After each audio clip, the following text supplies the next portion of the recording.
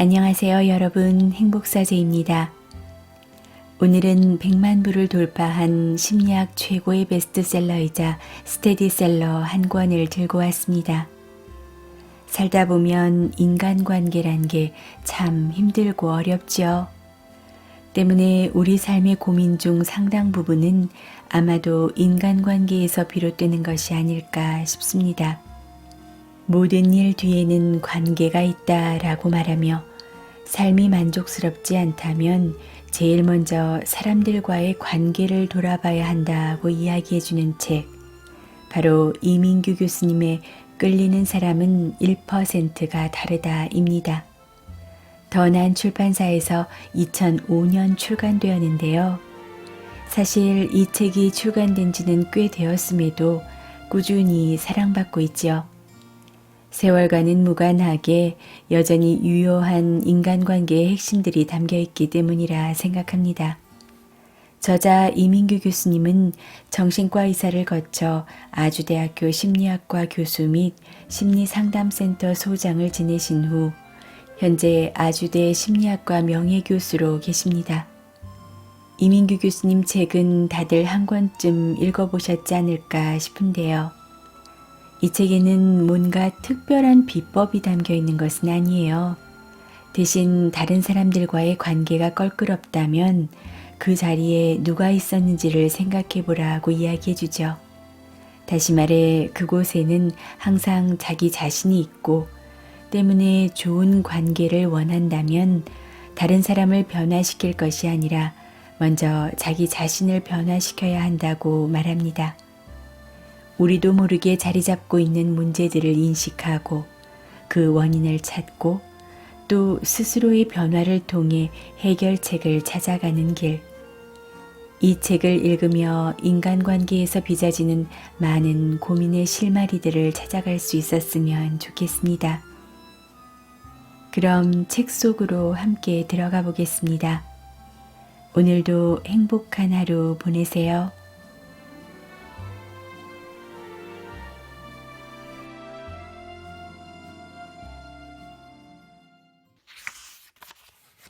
신은 마음을, 사람은 겉모습을 먼저 본다.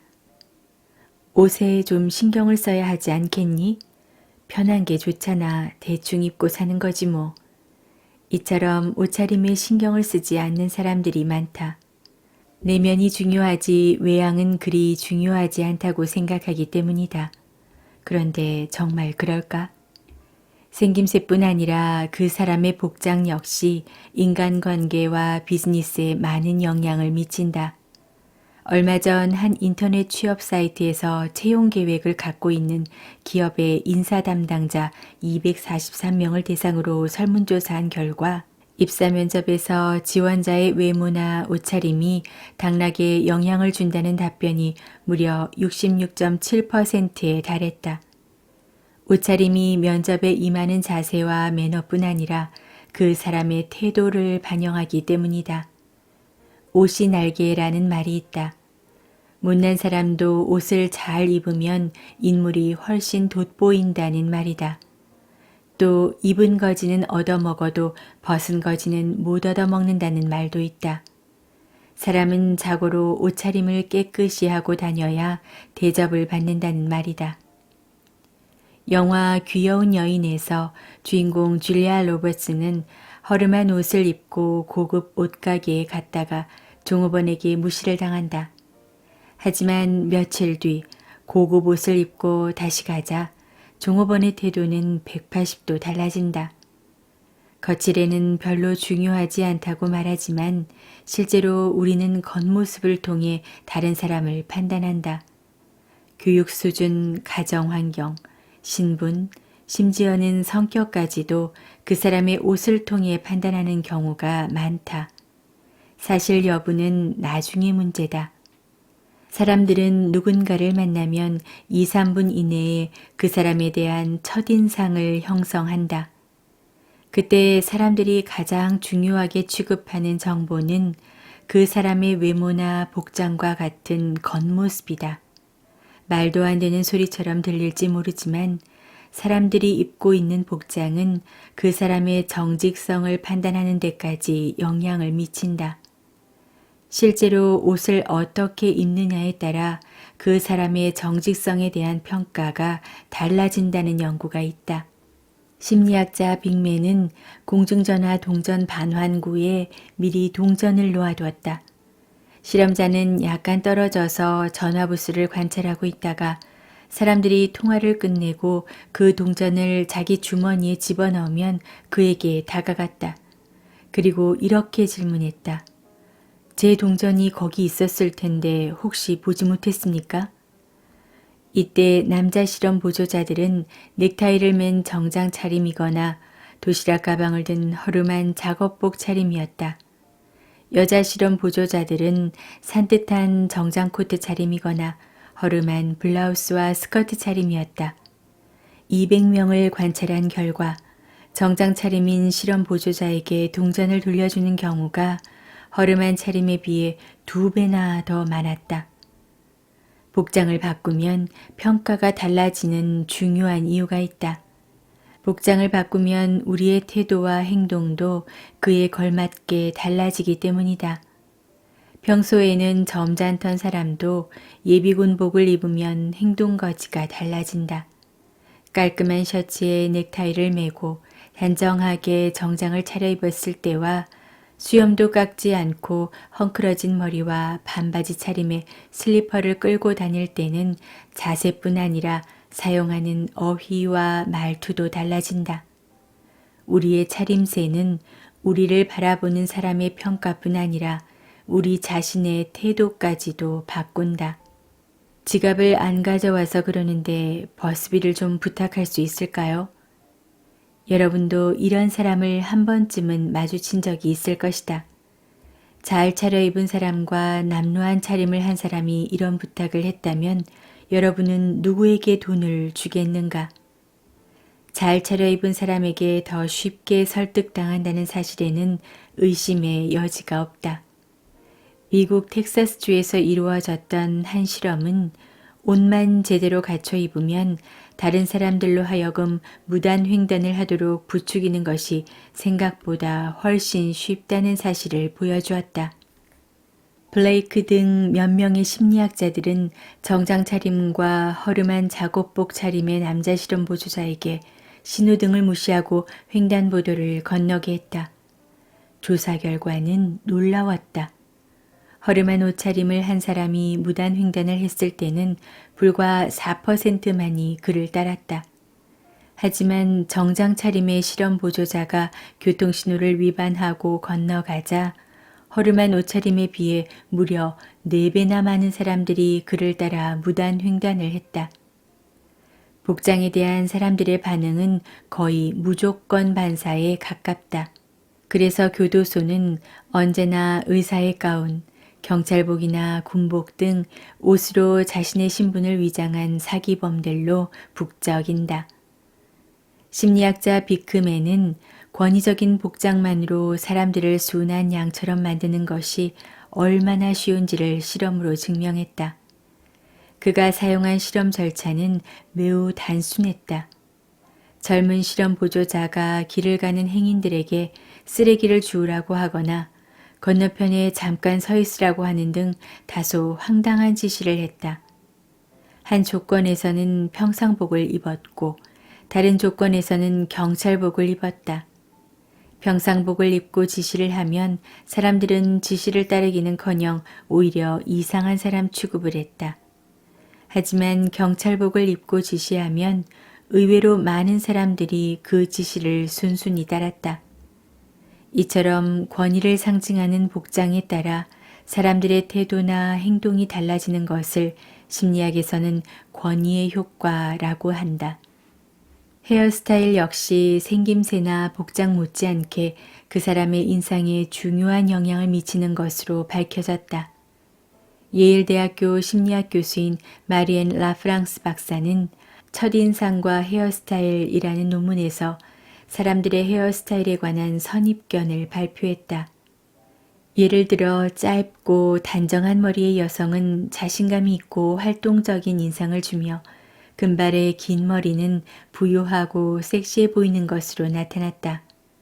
남성들의 경우 중간 길이의 옆가르마는 지적이고 부유해 보이며 말총머리의 긴 머리는 힘은 세지만 머리는 비어 있다는 선입견을 준다. 이 논문의 결론은 헤어스타일의 변화만으로도 첫인상을 완전히 바꿀 수 있다는 것이다. 옷이란 아무렇게나 편한 대로 입는 것이 좋다고 생각하는 사람이 많다. 편한 것만 쫓으며 삶을 대충 끝낼 생각이라면 괜찮다. 멋대로 하고 다녀도 불리할 게 없는 사람이라면 상관없다. 하지만 그것이 아니라면 겉모습에도 신경을 써야 한다. 날마다 같은 스타일의 옷만 입고 다니면서 주변 사람들에게 매력적으로 보이기는 힘들다. 직장 분위기나 상사의 취향과 완전히 딴판인 복장으로 출근하며 상대방의 나이나 지위를 고려하지 않은 차림새로 거래처 손님을 만나고 요란한 액세서리를 착용하고 장례식장에 가는 사람은 원하는 것을 얻을 수 없다. 다른 사람의 마음을 끄는 사람은 때와 장소에 어울리는 옷차림을 할 줄 안다. 복장이나 헤어스타일로 사람을 판단한다고 대놓고 말하는 사람은 없다. 하지만 누구나 어떤 사람을 평가할 때는 그 사람의 겉모습을 먼저 살핀다. 따라서 복장에도 신경을 써야 한다. 겉모습 때문에 내면을 보여줄 수 있는 기회를 놓친다면 그건 너무나 아쉬운 일이다. 문 밖에 발을 내딛는 순간부터 우리의 옷차림은 다른 사람에게 엄청난 양의 정보를 제공한다. 어떤 사람을 외양만으로 판단한다면 그건 별로 성숙한 태도가 아니다. 하지만 그런 미숙한 사람들로 가득 차 있는 곳이 세상이다. 내면만 중요하고 겉모습은 중요하지 않다고 생각하는 사람은 이 말을 새겨들어야 한다. 신은 너의 내면을 보지만 사람들은 너의 겉모습을 먼저 본다. 사람들을 신으로 착각하지 말자. 내면도 중요하지만 외모도 중요하다. 외모는 내면의 또 다른 표현이기 때문이다. 사람을 움직이는 가장 간단한 법칙 1대 2대 3. 선생님, 고민이 있습니다. 내성적이라 그런지 저는 다른 사람들과 함께 있으면 무슨 말을 해야 할지 몰라 입이 떨어지지 않습니다. 그래서 여자친구를 사귀기 힘들고 회의에서도 무슨 얘기를 해야 할지 몰라 전전긍긍하게 됩니다. 대인관계나 직장 생활을 원만하게 하기 위해 말을 잘하고 싶습니다. 어떻게 해야 하나요? 어떤 독자가 보낸 메일의 일부 내용이다. 의외로 말 주변이 없다고 고민하는 사람들이 많다. 그들은 누군가를 만나면 억지로라도 화제를 찾아 대화를 주도해야 된다고 생각한다. 그래서 고심 끝에 말을 꺼내보지만 상대방의 반응이 시큰둥하면 크게 상처를 받고 더욱더 위축된다. 할 말이 특별히 없을 때 억지로 화제를 찾아내려고 초조해할 필요는 없다. 그럴 때는 들어주는 쪽을 선택하면 된다. 대인관계에 문제가 있다고 생각하는 사람들 중 상당수는 자신이 말을 잘 못하는 것이 그 이유라고 생각한다. 그러나 그것은 틀린 생각이다. 관계의 문제는 말을 못해서가 아니라 제대로 듣지 못해서 생기는 경우가 훨씬 더 많다. 말을 잘하는 사람은 누구에게나 부러움의 대상이 된다. 하지만 부러워한다고 해서 그 사람을 반드시 좋아하는 것은 아니다. 오히려 부럽다는 것 때문에 질시의 대상이 되기도 하고 그 사람에게 거리감을 느끼기도 한다. 사람들은 말을 잘하는 사람보다 잘 들어주는 사람을 더 좋아한다.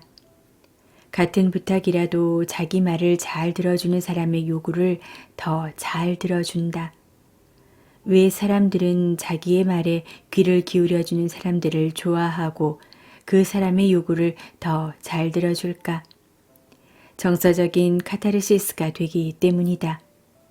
누군가 진지하게 자신의 이야기를 들어주면 슬픔이나 분노감이 해소되고 마음이 후련해진다. 또한 존중받고 이해받는다는 느낌이 들기 때문에 그런 사람을 좋아한다. 그리고 최선을 다해 들어주는 사람에게는 반항할 구실이 없기 때문에 반발심이 생기지도 않는다. 사람들의 마음 문을 열게 하려면 먼저 자신의 귀를 활짝 열어놓아야 한다. 사람을 움직이는 힘은 입이 아니라 귀에서 나온다. 그래서 카운슬러들은 수련 과정에서 말하는 것보다는 제대로 듣는 법을 더 먼저 배운다. 남의 말에 귀를 기울이는 것이 중요하다는 것을 잘 아는 사람들도 막상 대화를 시작하면 상대방의 말을 귀담아 듣지 못한다. 거기에는 몇 가지 이유가 있다. 첫째, 귀를 기울이기 위해서는 많은 에너지와 집중력을 투자해야 한다. 특히 관심이 없는 주제라면 집중해서 듣기가 매우 어렵다. 둘째, 말을 많이 해야 인정을 받을 수 있다고 생각해서 자기가 할 말을 생각하는데 급급하기 때문이다. 셋째, 상대를 잘 파악하고 있으므로 듣지 않고도 무슨 말이 나올지 잘 알고 있다는 선입견을 갖고 있기 때문이다. 넷째, 경청하는 것을 배울 기회가 없었기 때문이다. 대부분의 사람들은 학교에서나 집에서 읽고 쓰는 것은 배우지만 다른 사람의 말을 제대로 듣는 방법은 훈련받지 못했다.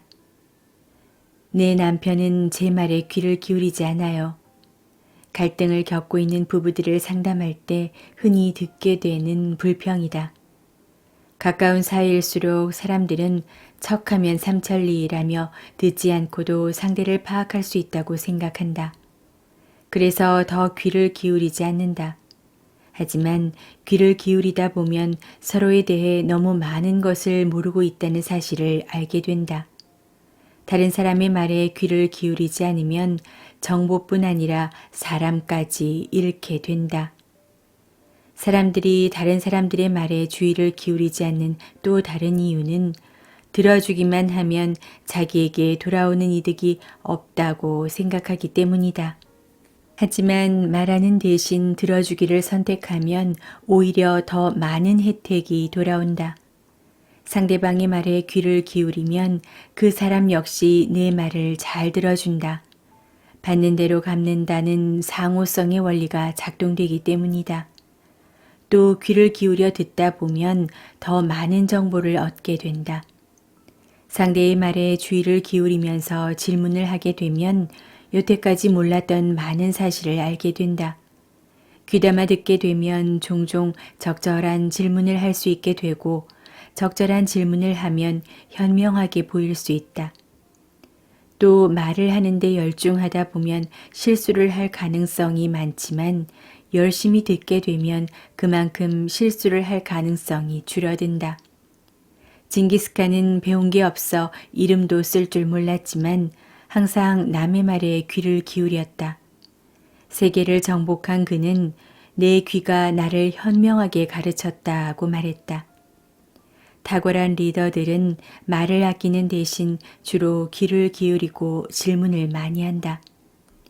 그들은 혼자서 떠들면 문제 해결을 위한 정보를 얻을 수 없다는 사실을 잘 안다. 누군가를 더 잘 이해하고 그와 더 좋은 관계를 유지하고 싶다면 말을 하는 것보다 2배는 더 많이 들어야 한다. 그래서 입은 하나지만 귀는 2개가 있다. 언제 입을 다물고 있어야 하는지를 아는 것은 우리가 인생에서 배워야 할 가장 중요한 일 중 하나다. 그런데도 어디서든 자기 말을 더 많이 듣고 싶어 하는 사람들이 있다. 우리가 하는 말을 듣고 있는 바로 그 순간엔 상대방의 목소리를 들을 수 없다. 대화를 하면서 가장 자주 듣는 목소리가 자신의 것이라면 그것을 통해 잃는 것이 무엇인지 냉정하게 생각해 봐야 한다. 세상은 말을 잘하는 사람보다 잘 듣는 사람을 더 사랑한다는 격언은 100번 들어도 지당한 말이다. 부부싸움이 쉽게 끝나지 않는 이유 중 하나는 상대방이 말을 자르고 도중에 끼어들기 때문이다. 도중에 끼어들면 부부싸움이 일어난 원인보다 말이 잘렸다는 것 때문에 더 화가 난다. 무시당했다는 생각이 들기 때문이다. 상대방의 말을 자르지 않고 이야기를 끝까지 들어주면 의외로 문제가 쉽게 풀린다. 상담을 하고 그것을 가르치는 나 역시 아내와 다투게 되면 도중에 끼어드는 경우가 많다. 싸움이 쉽게 끝나지 않는 이유를 곰곰이 생각해 보니 가장 큰 문제는 우리 둘 다 서로의 이야기를 끝까지 듣지 않는다는 것이었다. 그래서 한 번은 누가 먼저 말할 것인지를 정하자고 아내에게 제안했다. 그리고 먼저 말하기로 한 사람이 다 할 때까지 절대로 말을 자르지 않고 경청해 보자고 제안했다. 물론 아내도 동의했다. 우리는 조용한 카페로 자리를 옮겼다. 아내가 먼저 이야기를 꺼내기 시작했다. 30여 분이 지나자 더 이상 할 이야기가 없다고 말했다. 중간에 끼어들 때는 몇 시간을 끌고도 결말이 나지 않았는데 정말 놀라웠다. 얘기를 다 듣고 난 다음에 내가 이해하지 못했던 부분에 대해 미안하다고 사과했다. 그리고 아내에게 이번에는 내가 말해도 되겠냐고 물었다. 그러자 아내는 지금은 듣고 싶지 않다고 말했다. 나는 그 말을 받아들이기로 했다. 우리는 그 문제를 갖고 나중에 다시 이야기를 했을까? 아니, 할 필요가 없었다. 아내는 하고 싶은 말을 다 한 것으로 기분이 풀렸고 나는 아내에 대해 내가 이해하지 못한 부분이 많다는 사실을 깨달았기 때문이다. 잘 들어주면 의외로 짧은 시간에 문제가 해결된다. 우리는 이것을 경청게임이라 부른다. 군대 시절 무용담을 자랑스럽게 얘기하고 있는데 여자가 가만히 듣고만 있다면 남자들은 내 얘기가 재미없는 것은 아닌가 하며 불안해하거나 머쓱해하면서 눈치를 살필 것이다. 잘 들어준다고 해서 아무 반응 없이 그냥 듣기만 해서는 안 된다. 반응 없는 상대와 얘기하는 것처럼 맥 빠지는 일이 없기 때문이다. 흥미를 갖고 열심히 듣고 있다는 메시지를 전달하는 것은 좋은 대화의 필수 요소다. 상대방에게 혼자만 떠든다는 느낌을 갖게 하는 것은 결코 좋은 대화 자세가 아니다. 잘 들으려면 적절하게 맞장구를 쳐야 한다. 맞장구는 대화의 윤활유다. 맞장구를 친다는 말은 원래 풍물놀이에서 서로 주거니 받거니 하며 장단을 맞춰 장구를 치는 것을 말한다. 이 말의 뜻이 변형되어 다른 사람의 말에 덩달아 호응하거나 동의하는 표현으로 더 많이 사용되는데 이는 맞장구를 치려면 서로의 생각이나 호흡까지도 잘 맞아야 한다는 데서 유래했다. 풍물놀이의 맞장구는 신명을 돋우고 대화 중의 맞장구는 대화의 분위기를 고조시킨다. 네, 그래요? 정말? 맞아요. 나도 그래요. 대단하다. 우와. 눈을 동그랗게 뜨면서 또는 고개를 위아래로 끄덕이면서 때로는 좌우로 갸우뚱거리면서 치는 맞장구는 말하는 사람을 기분 좋게 만드는 최고의 수단이다. 지혜로운 질문 역시 훌륭한 맞장구다. 자랑스럽게 생각하고 있는 주제, 즐겁게 대답할 수 있는 내용을 질문하는 사람은 누구에게나 호감을 산다. 사람들은 자기가 좋아하는 화제를 꺼내면 누구나 수다스러워진다. 그리고 그렇게 해주는 사람을 좋아한다. 자신에게 흥미를 갖게 하려면 먼저 상대방에게 흥미를 가져야 한다. 경청과 맞장구치기는 1대1의 대화뿐 아니라 논문 발표회 같은 공개 석상에서 곤란한 질문을 받았을 때도 유감없이 위력을 발휘한다. 대답하기 곤란한 질문을 받으면 진땀 흘리며 답을 찾는 대신 조용히 경청한 다음 진지하게 맞장구를 치면 된다. 실제로 질문하는 사람들 중에는 발표자의 답변을 듣기보다 자기의 지식을 과시하기 위해 질문을 하는 경우가 더 많다. 그럴 때 질문자는 발표자의 답변을 기대하지 않는다. 맞장구를 반드시 말로만 치는 것이라고 생각할 필요는 없다. 상대방의 눈을 지그시 응시하면서 입가에 엷은 미소를 띠고 고개를 끄덕이는 것만으로도 얼마든지 맞장구를 칠 수 있다. 맞장구를 치는 것은 상대방에게 이런 메시지를 전달한다. 당신의 말을 잘 듣고 있어요. 당신에게 관심이 있어요. 우리는 하나예요. 맞장구의 기능이 아무리 중요해도 적절하지 못한 맞장구는 되레 역효과를 낸다. 예컨대 자녀 문제 때문에 속이 상한 상대가 위로를 받고 싶어 자기 자녀를 욕할 때 덩달아서 그 자녀를 비난하는 것은 오히려 관계를 망친다. 또 윗사람이 중요한 이야기를 할 때는 섣불리 맞장구를 치기보다는 잠자코 듣는 편이 더 낫다. 맞장구가 지나치면 자칫 경박하다는 인상을 줄 수도 있고 말끝마다 맞장구를 치면 오히려 상대방의 기분을 거스를 수 있다. 어떤 사람을 움직이려면 그의 마음을 열어야 한다. 그의 마음을 열려면 이쪽에서 먼저 귀를 열어야 한다. 사람을 움직이는 힘은 입이 아니라 귀에서 나온다.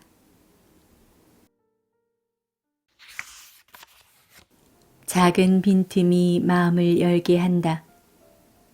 얼마 전 어떤 온라인 취업 포털 사이트에서 직장인 1254명을 대상으로 직장에서 이런 사람은 100% 왕따라는 설문조사를 했다. 조사 결과 왕따 1순위는 잘난 척하는 사람들이었다. 조사 내용을 더 구체적으로 살펴보면 잘난 척, 아는 척, 있는 척하는 척돌이 척순이형이 1위로 나타났다. 또 독불장군형과 사사건건 끼어드는 사람과 함께 자신이 직장 최고의 얼짱, 몸짱, 맘짱, 일짱이라고 생각하는 공주 왕자형이 그 뒤를 이었다. 내 수강생들을 대상으로 조사한 결과 역시 비슷했다. 이런 친구는 싫다라는 설문에 가장 많은 학생들이 잘난 체 하는 친구를 1위로 꼽았다. 한 학생은 이렇게 덧붙였다. 못난 친구가 잘난 체 할 땐 애교로 봐줄 수 있지만 잘난 친구가 잘난 체 할 때는 정말 꼴보기 싫다. 자기 PR은 자신의 인지도를 높이고 다른 사람의 호감을 살 수 있는 매우 효과적인 전략이다. 하지만 지나친 과시는 사람들의 반감을 사 오히려 역효과를 내기 쉽다. 자신을 드러내놓고 과시하는 것보다 상대가 자연스럽게 느끼게 하는 것이 훨씬 더 자신을 어필하는 방법이다. 잘난 체하고 혼자 튀려고 애를 쓸수록 주변 사람들은 그의 실수를 은근히 바라게 된다. 사람들은 잘난 체하거나 완벽한 사람보다 겸손하거나 다소 허점을 보이는 사람을 훨씬 더 좋아한다. 심리학자 에록스는 사람들은 너무 완벽한 사람보다 약간 빈틈이 있는 사람들을 더 좋아한다는 사실을 실험으로 증명했다. 그는 대학생들에게 대학 퀴즈왕 선발대회 실황이라고 소개하면서 녹음 테이프를 들려주었다. 출연자 중 한 사람은 모든 문제를 거의 완벽하게 풀었으며 다른 사람은 문제를 제대로 풀지 못했다.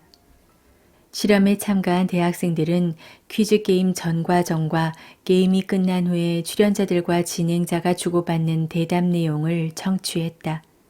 이때 실험에 참여한 대학생들은 두 가지 조건의 녹음을 듣게 된다. 한 조건의 출연자들은 대담 과정에서 자신의 옷에 커피를 엎지르는 실수를 저지르면서 자기가 평소 이런저런 실수를 저지른다는 등 개인적인 실수담을 털어놓았다. 그러나 다른 조건의 출연자들은 대담 중에 어떤 실수도 저지르지 않았으며 자신의 개인적 결점이나 허점을 털어놓지도 않았다. 녹음 내용을 들려주고 난 뒤 대학생들에게 출연자들에 대한 호감도를 평가하게 했다. 누가 가장 높은 점수를 받았을까? 말할 것도 없이 문제를 잘 풀면서도 대화 도중 빈틈을 보이고 개인적인 실수담을 털어놓는 출연자가 최고의 점수를 받았다. 에록슨 박사는 이처럼 허점이나 실수가 대인 매력을 증진시키는 것을 실수 효과라고 명명했다. 확실히 멋진 사람이 빈틈을 보이면 더 멋있어 보인다. 몇 년 전 아카데미 시상식에서 알파치노가 나무주연상을 받을 때였다. 그는 잔뜩 긴장한 모습으로 수상소감을 적은 쪽지를 주머니에서 꺼내 더듬거리며 읽었다. 인사를 끝내자 청중들은 그에게 다른 어떤 수상자보다 더 많은 환호와 박수를 보냈다. 명배우답지 않게 긴장하는 모습이 인간적인 매력을 더해주었기 때문이다.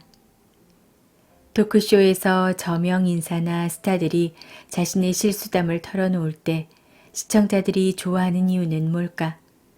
사람들은 지나치게 완벽하고 빈틈이 없는 사람들을 좋아하지 않는데 거기엔 몇 가지 이유가 있다. 우선 너무 완벽한 사람은 다른 사람들에게 열등감을 느끼게 만든다. 또 그런 사람을 보면 시기심이 생기기 때문에 기분이 나빠진다. 그래서 사람들은 잘난치 않은 사람들을 만나면 이렇게 중얼거린다. 잘났어 정말. 자기에게 열등감을 느끼게 만드는 사람을 좋아하는 사람은 없다. 또 사람들은 결점을 드러내지 않는 사람에 대해 위선적이고 인간미가 없다는 고정관념을 갖고 있다. 자기의 결점을 다른 사람에게 보여주지 않으려고 하는 것이 인간의 본성이라고 생각해서 과시만 하고 허점을 드러내지 않는 사람들을 믿지 않는 경향이 있다. 뿐만 아니라 너무 완벽한 사람들에게는 쉽게 자신의 결점이 노출될 수 있기 때문에 그런 사람을 만나면 경계심을 갖게 되고 마음의 문을 닫게 된다. 빈틈을 보여주는 사람에게 더 호감이 가는 이유는 무엇일까? 몇 가지 이유가 있다. 첫째, 허점이나 결점을 보이는 사람은 우리로 하여금 우월감을 느끼게 해주며 최소한 그들과 거리감을 좁힐 수 있게 해준다. 따라서 유능한 사람이 실수를 하면 그 사람에 대해 더 친근감을 느끼게 된다. 둘째, 결점을 드러내면 우리는 그 사람이 진솔한 사람이라고 믿는 경향이 있다. 사람들은 누구나 자신의 결점을 감추려 하기 때문에 결점을 감추지 않으면 그 사람이 진실한 사람이라고 판단한다. 셋째, 빈틈을 보이거나 결점을 솔직하게 드러내면 사람들이 경계심을 늦추고 마음의 문을 연다. 결점을 갖고 있는 사람에게는 왠지 결점을 드러내도 괜찮을 것 같은 생각이 들기 때문이다. 상담자가 내담자에게 자기의 문제를 진솔하게 공개하는 것은 카운슬링에서 매우 중요하게 여기는 상담 자세 중 하나다.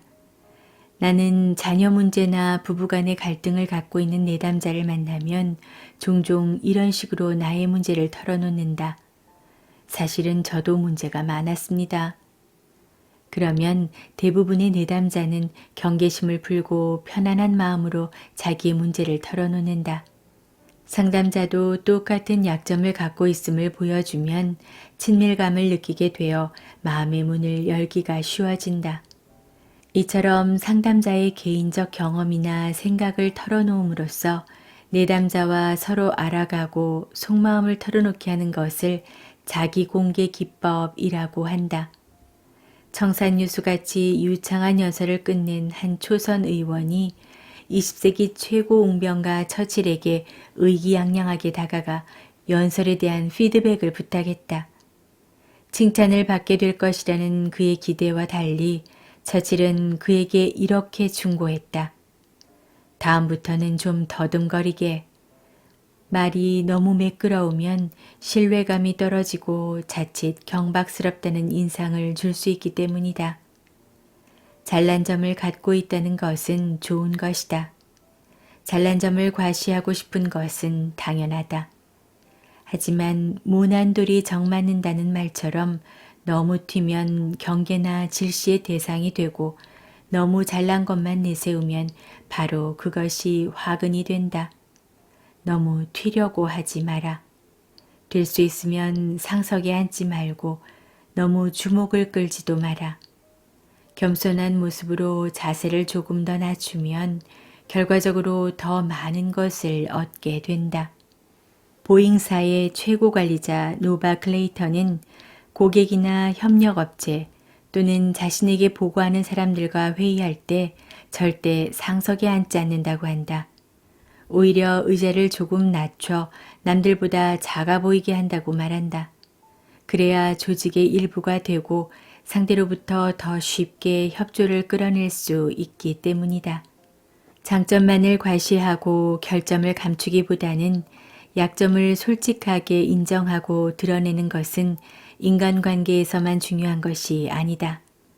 이것은 마케팅에서도 매우 중요한 전략 중 하나가 되었다. 지구상에서 가장 맛있는 닭갈비집과 원천동에서 두 번째로 맛있는 닭갈비집이라는 두 개의 간판을 본다면 사람들은 어느 쪽을 선택할까? 광고는 대개 제품의 장점만을 과장해서 알린다. 하지만 세계적인 광고회사 도일, 데인, 베른바흐사는 이 관행을 과감하게 깼다. 폴크스바겐이 처음 미국에 출고되었을 때였다. 이 차는 싸고 믿을 수 있는 것을 제외하고는 이렇다 할 장점이 없었다. 광고회사에서는 있는 그대로 광고를 하기로 결정했다. 이 차는 못생겼다. 딱정벌레처럼 생겼다. 이 차는 느리다. 그러나 결과는 예상외로 좋았다. 고객들은 그 광고를 신뢰했고 판매는 급증했다. 진실을 말하고 다른 회사에서 약점으로 지적하고 있는 바로 그 점을 광고 카피로 내보냈기 때문이다. 그 광고 회사는 동일한 전략을 에이비스 렌터카 광고에도 적용했다. 미국 렌터카 시장은 헤르츠가 거의 독차지하고 있었다. 모든 기업이 입을 모아 자사의 상품을 과장해서 광고할 때 에이비스는 이런 카피를 내보냈다. 우리는 2등입니다. 때문에 더욱 열심히 노력하겠습니다.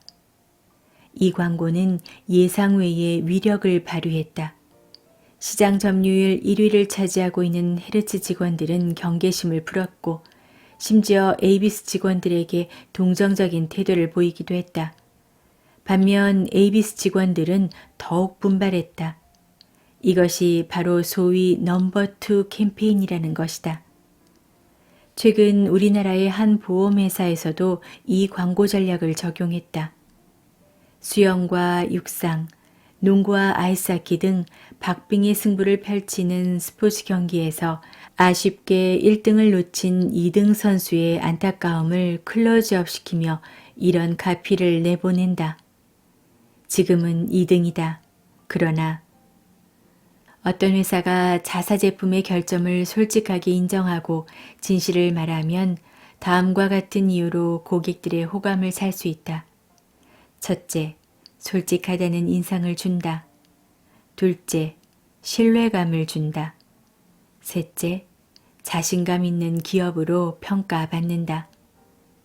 유리는 그 안에 빈틈이 없기 때문에 물을 받아들이지 못한다.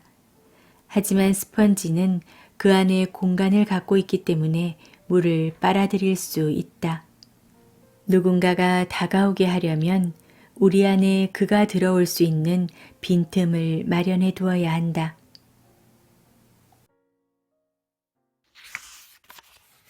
위대한 사람에겐 그를 믿어준 사람이 있다. 온달님은 성실하고 힘이 좋으니까 노력하면 틀림없이 장군이 될 수 있을 거예요. 평강공주의 이 한마디에 바보 온달은 완전히 다른 사람이 되었다. 낮에는 활쏘기와 칼쓰기를 익혔고 밤에는 책을 부지런히 읽었다.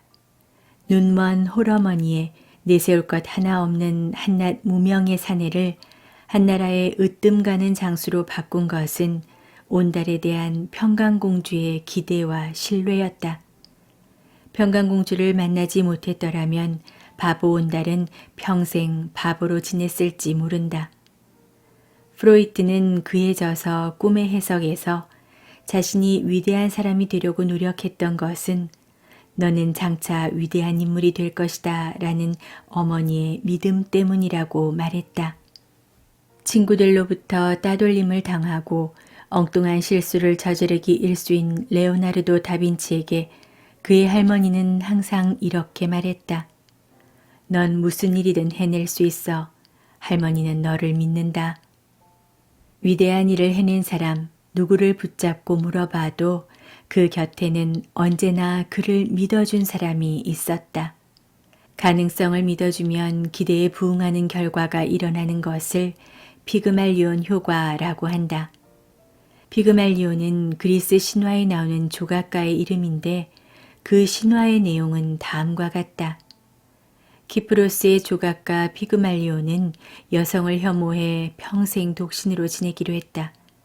한 번은 상아로 여자를 조각했는데 그 아름다움이 너무 완벽해 그 작품과 사랑에 빠지고 말았다. 그는 살아있는 연인을 대하듯이 조각에 옷을 입히고 손가락에 보석 반지를 끼우고 목에는 진주 목걸이를 걸어주었다. 그는 상아 여인에게 자신이 할 수 있는 모든 정성을 다 쏟았다. 아프로디테 제전에서 자기의 임무를 훌륭히 끝낸 피그말리온은 제단 앞에서 간절히 기도했다. 신들이여, 저 상아 처녀를 제 아내로 점지해 주소서. 그의 정성에 감복한 아프로디테는 그의 소원을 들어주었다. 피그말리온이 집으로 돌아와 소파에 누인 조각을 보자 생기가 도는 것 같았다. 손을 가만히 만져보니 따뜻한 체온이 느껴졌다. 입술을 처녀의 입술에 갖다 대자 그 처녀는 수줍은 듯 얼굴을 붉혔다. 버나드 쇼는 이 신화에서 힌트를 얻어 1913년 교육을 통해 인간의 품위를 변화시킬 수 있다는 주제를 다룬 희곡 피그말리온을 발표했다. 이 희곡은 독신주의 언어학자 헨리 히긴스 교수가 빈민가에 꽃 파는 소녀를 언어 교정을 통해 6개월 내에 귀부인으로 만들 수 있다고 친구와 내기를 했고 결국 그녀와 사랑에 빠진다는 내용이다. 희곡 피그말리온을 각색한 영화 마이 페어 레이디에서 주인공 일라이자는 이렇게 말한다. 피커링 대령이 아니었으면 예의가 뭔지 몰랐을 거예요. 그분은 절 꽃 파는 아가씨 이상으로 대해주셨어요. 꽃 파는 아가씨와 숙녀의 차이는 어떻게 대접받느냐의 문제예요. 히긴스 교수님에게 저는 평생 꽃 파는 아가씨일 수밖에 없어요. 하지만 피커링 대령에게 저는 항상 숙녀가 될 수 있죠. 사람들의 태도와 행동은 그가 어떻게 대접받느냐에 따라 달라진다. 여러분은 자신의 가족이나 주변 사람들을 어떻게 대접하고 있는가? 훌륭한 업적을 남긴 사람들은 누구나 잊지 못할 스승이 한두 분 있다고 말한다. 그만큼 교사의 역할은 중요하다.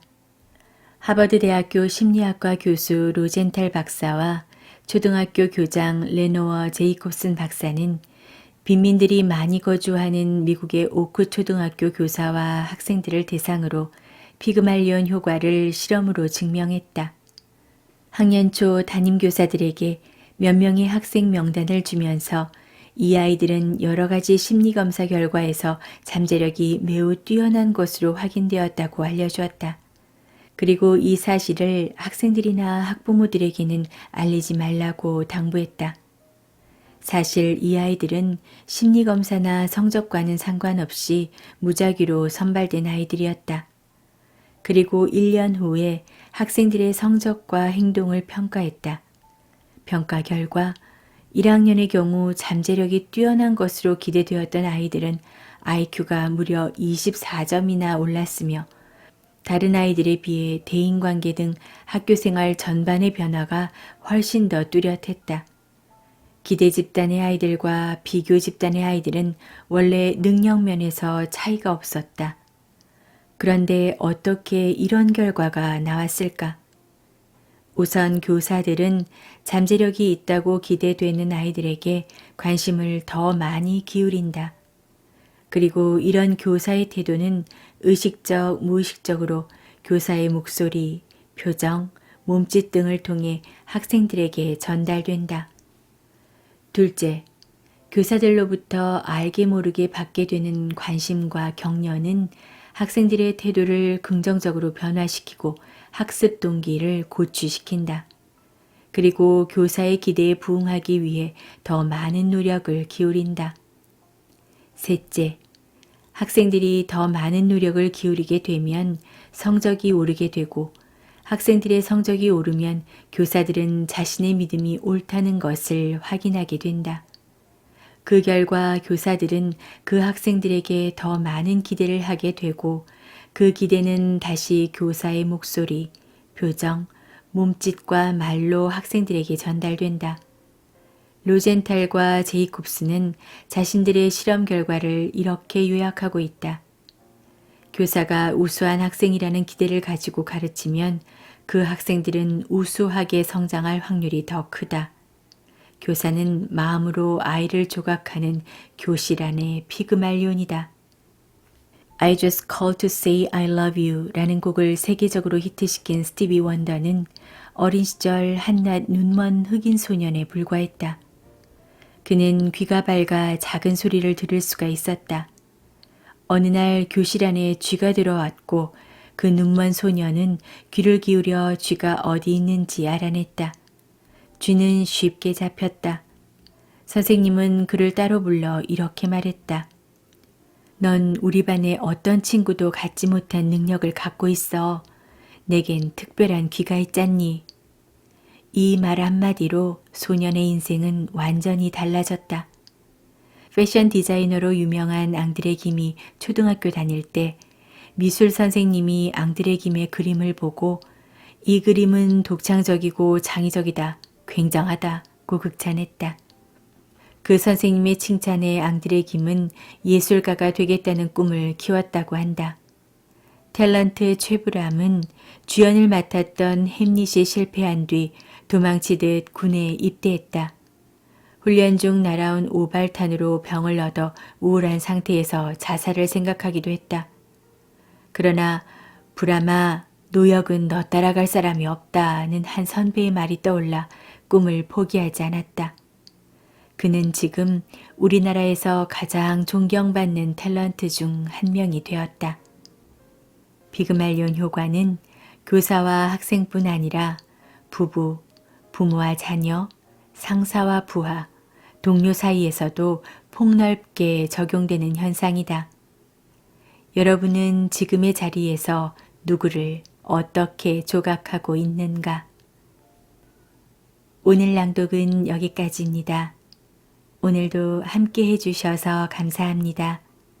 지금까지 행복서재였습니다.